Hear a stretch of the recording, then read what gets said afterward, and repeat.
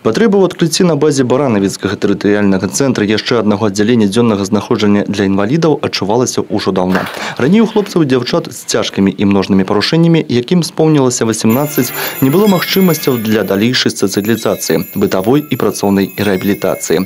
В нашем отделении, которому уже 10 лет, ребята сами себя обслуживают. У них первая и вторая группа инвалидности, но они передвигаются сами, они могут кушать и обслуживать себя самостоятельно под присмотром наших специалистов. Здесь же ребята, которые передвигаются в колясках, им нужна помощь специалистов в приеме пищи, в гигиене, прогулках.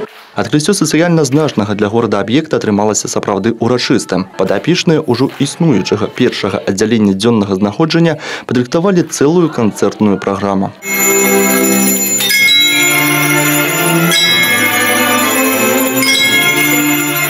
Цёплымі словамі і карыснымі падарункамі да работнікаў і выхаванцаў новага аддзялення прыйшлі сярод іншых прадстаўнікі дэпутацкага корпуса і гарадскіх уладаў. В этом году мы реализуем совместную белорусско-польскую программу по социализации и трудовой реабилитации молодых инвалидов совместно с посольством Республики Польша, совместно с комбинатом надомного труда. В этом году мы также приобрели автомобиль, социальное такси для перевозки инвалидов-колясочников. Успешно в городе реализуется программа безбарьерной среды. Но и когда встал вопрос об открытии второго отделения дневного пребывания таких ребят, то в мае месяце горисполкомом было выделено вот это помещение. И на самом деле стоило это городскому бюджету оборудовать безбарьерную среду, сделать ремонт порядка 30 тысяч рублей. Плошча памяшкання, у якім размясцілася новае аддзяленне, каля 120 квадратных метраў, але пры неабходнасці ёсць магчымасць яе пашырыць у будучым. Пакуль тут будуць займацца 20 хлопцаў і дзяўчат. Много детей, которым исполнилось 18 лет, и они закончили Центр коррекционно-развивающего обучения или же школу на базе 9-летнего образования, остались дома, остались просто в стенах своих квартир.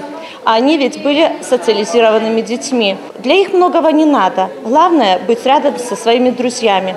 А мне, как маме работающей, очень важно, что я своего ребенка могу оставить на весь рабочий день и быть уверена в том, что он будет досмотрен, что он получит положительные эмоции.